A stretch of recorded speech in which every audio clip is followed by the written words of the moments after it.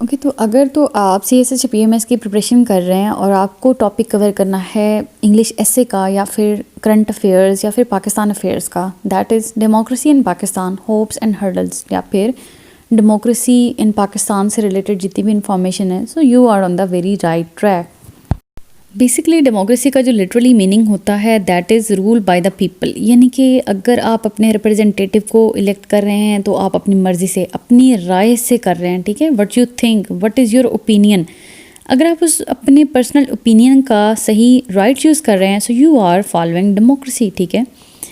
आपको ये भी पता होना चाहिए कि it is one of the best forms of government ever formed और adopted by the modern societies, ठीक है। और भी बहुत सारी तरह की गवर्नमेंट्स होती हैं, ठीक है, डिक्टेटरशिप होती है versus democracy, but democracy is considered very best kind of government, क्योंकि इसके अंदर आपके फंडामेंटल राइट्स जो हैं वो सारे फुलफ़िल हो जाते हैं, ठीक है। और जो डेमोक्रेटिक प्रिंसिपल्स हैं उनको फॉलो करते हुए आप यूनिवर्सल फ्रीडम की जो प्रिंसिपल्स हैं उनको फॉलो कर सकते हैं, ठीक है। आपके जो बड़े बड़े इंटरनेशनल इंस्टीट्यूशंस बनाए गए हैं, United nation declaration of human rights, UNO, आप उनके लाइक प्योर प्रिंसिपल्स और आर्टिकल्स के ऊपर पूरा उतर सकते हैं। उसके बाद everybody is happy in the democratic culture, जहाँ पे डेमोक्रेटिक कल्चर होता है वहाँ पे हर कोई हैप्पी होता है, क्योंकि वहाँ पे पार्लियामेंट की भी सॉवरेनिटी होती है, ठीक है। आपके पास जो इंस्टीट्यूशंस हैं जिनमें एग्जेक्टिव, लेजिस्लेचर एंड जुडिशरी आ जाता है, वो भी आपके पास स्ट्रॉन्ग एंड इंडिपेंडेंट होते हैं। आपके कंट्री में फ्री एंड फेयर इलेक्शंस होते हैं, ठीक है। आपकी there would be supremacy of the constitution and independent judiciary and plus rule of law plus civilian control over the military या फिर आर्म्ड फोर्सेस, ठीक है। आपकी पॉलिटिकल लाइफ भी फ्री होती है, आपकी मिनॉरिटी राइट्स भी सेफ होते हैं, एंड बेसिक ह्यूमन राइट्स और जो फंडामेंटल आपकी नीड्स हैं वो भी आपको प्रोवाइड की जाती हैं, उनकी प्रोविजन होती है, ठीक है। आपको हर तरह की फ्रीडम होती है। सो इन शॉर्ट, जो ज़िंदगी गुजारने के लिए आपको socially, politically, economically and religiously जिस आज़ादी की ज़रूरत है, this is the form of government which we call democracy. ये आपको ये सब चीज़ें प्रोवाइड करती है। सो अगर तो आपको देखना है कि पाकिस्तान के अंदर डेमोक्रेसी है या नहीं है, अगर है तो उसके क्या क्या प्रोस्पेक्ट्स हैं, ठीक है। अगर नहीं है तो चैलेंजेस क्या क्या हैं जिनकी वजह से नहीं है। तो आप इन चीज़ों को सामने रखते हुए यू कैन बेटर एनालाइज कि क्या पाकिस्तान में एग्जेक्टिव, जुडिशरी और लेजिस्लेचर आज़ाद हैं, क्या पाकिस्तान में जुडिशरी आज़ाद है, क्या पाकिस्तान के अंदर रूल ऑफ लॉ है, क्या पाकिस्तान के अंदर इक्वलिटी है, जस्टिस है, या फिर क्या सिविल मिलिट्री रिलेशनशिप्स जो हैं वो कितने कोई क्लोज हैं या कितने कोई फार अपार्ट। उसके बाद क्या यहाँ पे मिनॉरिटी राइट्स सेफ हैं, क्या आपको फंडामेंटल राइट्स दिए जाते हैं या नहीं। इन सब चीज़ों को सामने रखते हुए यू हैव टू डिसाइड कि पाकिस्तान के अंदर डेमोक्रेटिक कल्चर है या फिर डेमोक्रेटिक प्रोसेस है। तो इसके लिए सबसे पहले पता होना ज़रूरी है कि what is democratic culture and what is democratic process. Basically culture एक सोशलाइजेशन को शो करता है, आपकी तहजीब को शो करता है, ठीक है। अगर जो डेमोक्रेसी है वो आपके कल्चर के अंदर शामिल होगी तो वो सही तरह से परवान चढ़ेगी। बट अगर वो सिर्फ आप एक प्रोसीजरल, एक नॉमिनल बॉडी के तौर पे डेमोक्रेसी को बना देते हैं कि हाँ पाकिस्तान के अंदर डेमोक्रेसी है, हालांकि आप उसका कोई भी रूल एंड रेगुलेशन, कोई भी नॉर्म एंड वैल्यू आप उसकी फॉलो नहीं करते, तो इसका मतलब है कि आपके कंट्री में ब्राय नाम सो कॉल्ड डेमोक्रेसी है। सो कॉल्ड डेमोक्रेसी को हम डेमोक्रेटिक प्रोसेस कहते हैं, ठीक है।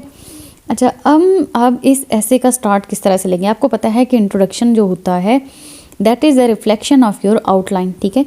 So we can work on the outline first of all, then we can create a beautiful introduction then. और आउटलाइन में सबसे पहले जो ज़रूरी चीज़ आती है that is your thesis statement. What is thesis statement then?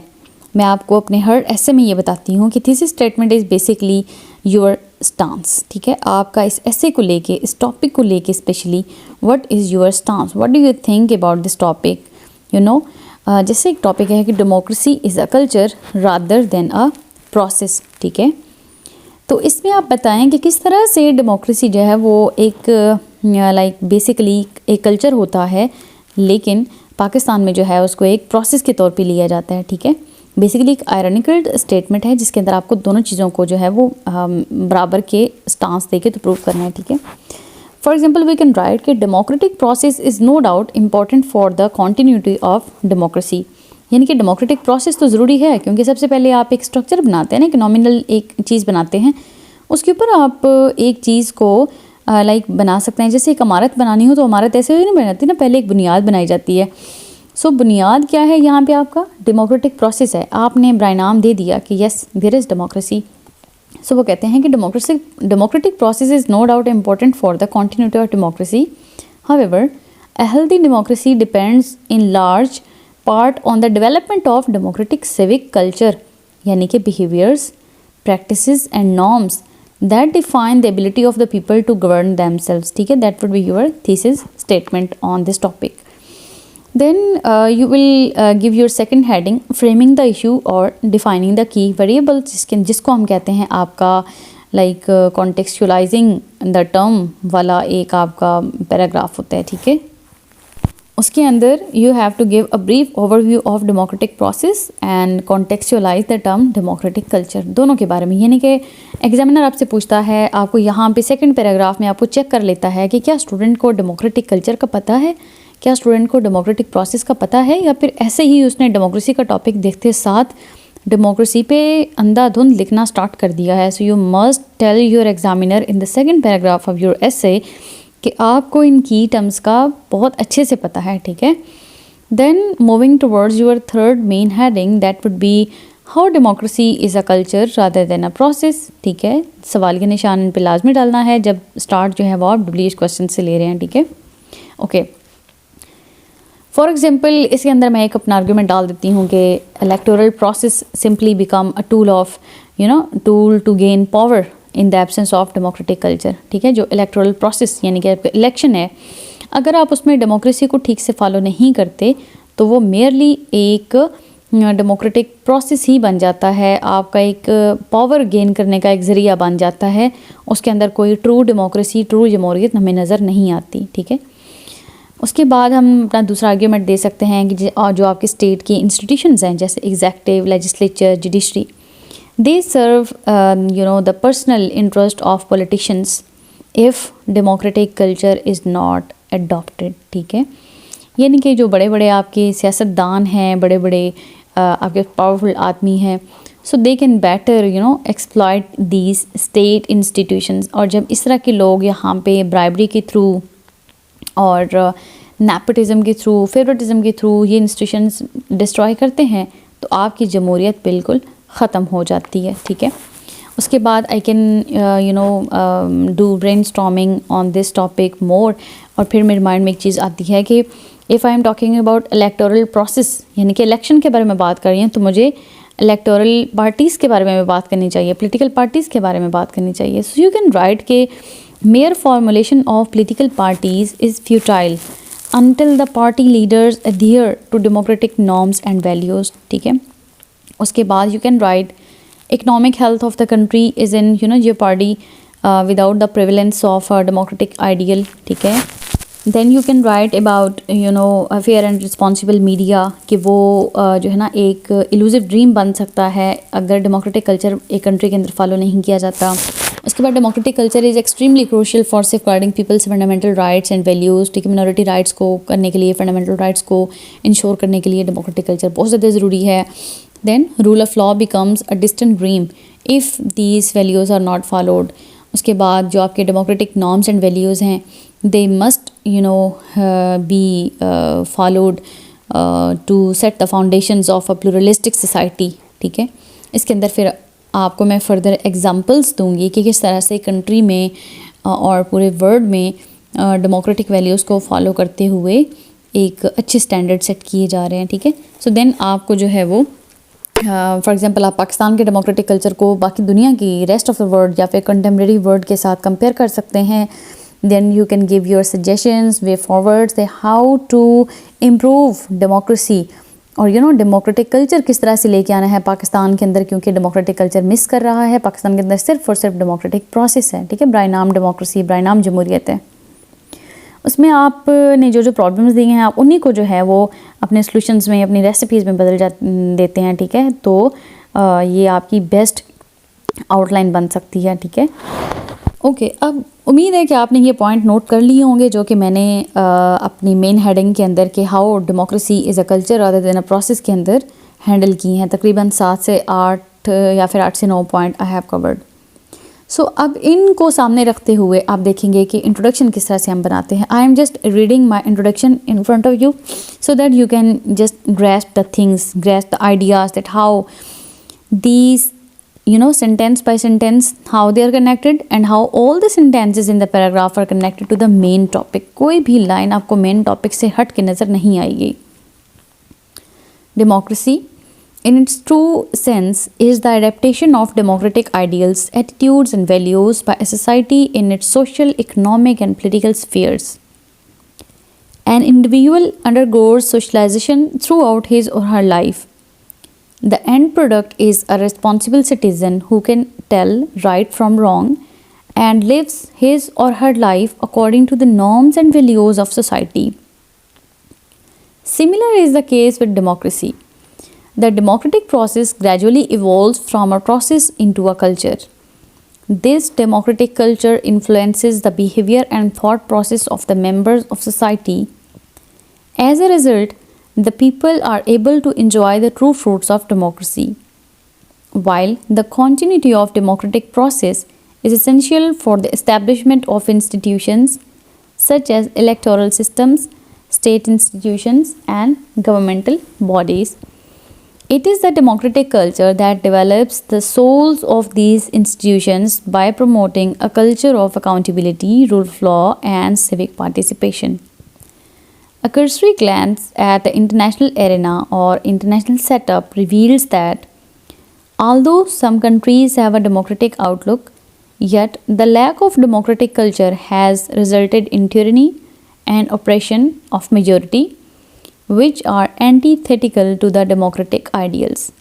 So this is the whole introductory paragraph in which I have summarized comprehensively, आप इस तरह भी कर सकते हो कि लाइन बाय लाइन चीज़ों को थोड़ा सा उनको कंसाइज करते जाएं, ठीक है, उनको थोड़ा कॉम्प्रिहेंसिव वे में लिखते जाएं.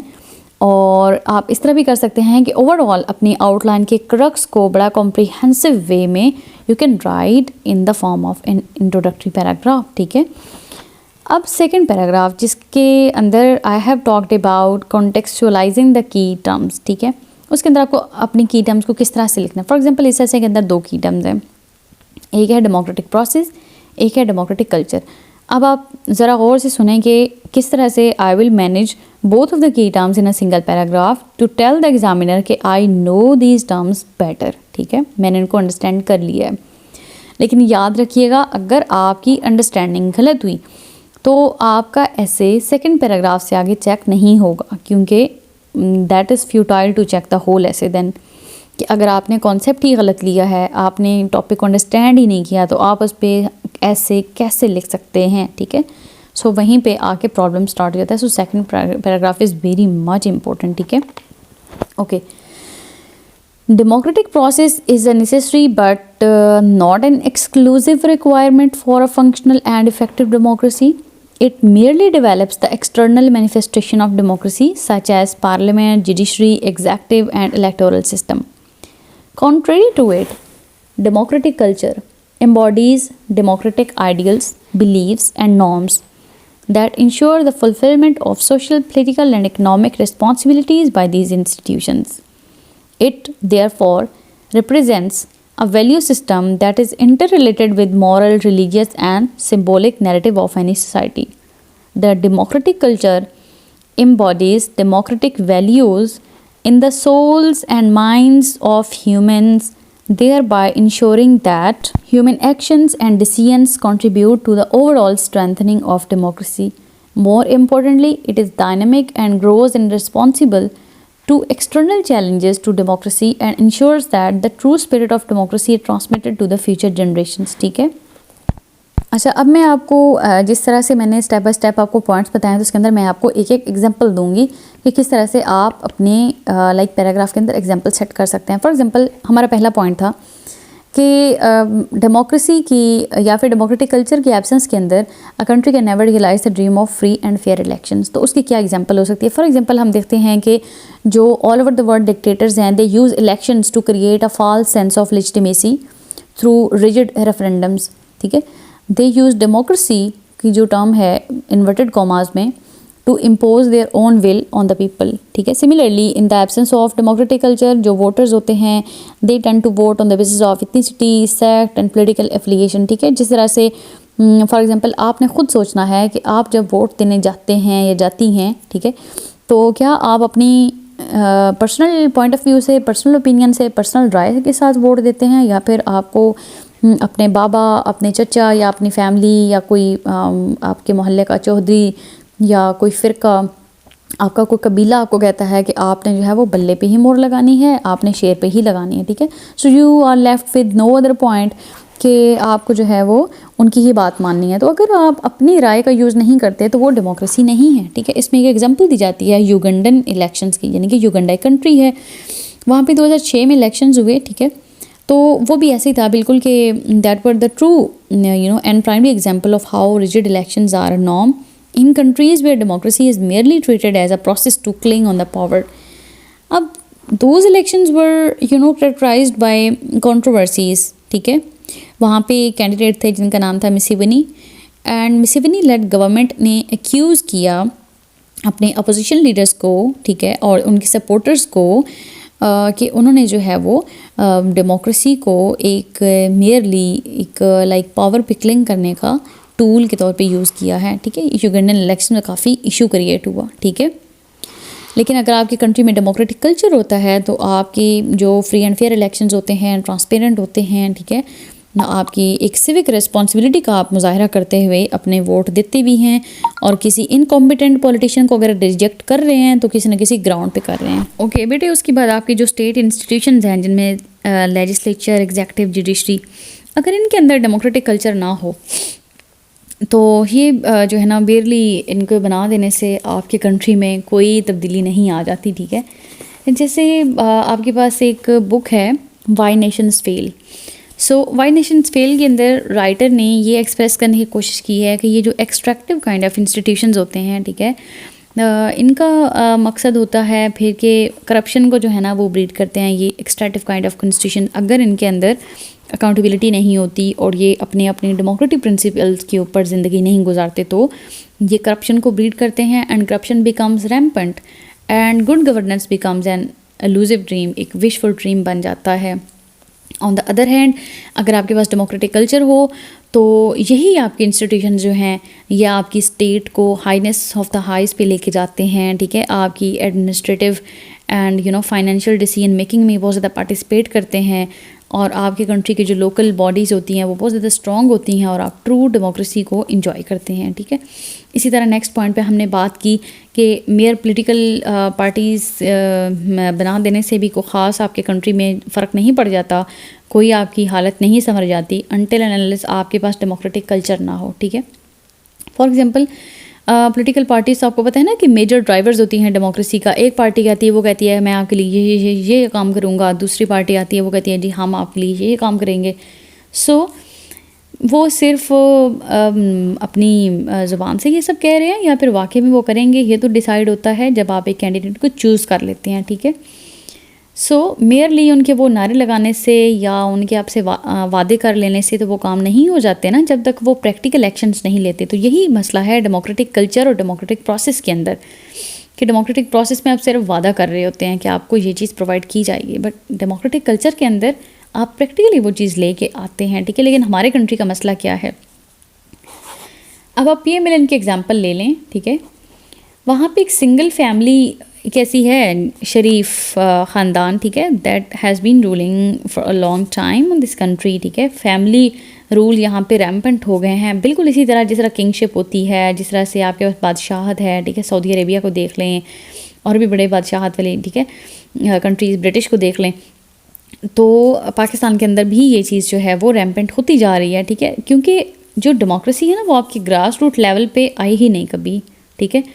और जो आपके इंट्रा पार्टी इलेक्शंस हैं वो हालांकि होने चाहिए, ठीक है, लेकिन पाकिस्तान के अंदर जो पॉलिटिकल वर्कर्स हैं, पॉलिटिकल पार्टीज़ हैं, पॉलिटिकल इंस्टीट्यूशंस हैं या फिर इलेक्शंस हैं वो बहुत ज़्यादा अनक्लियर हो गई हैं चीज़ें।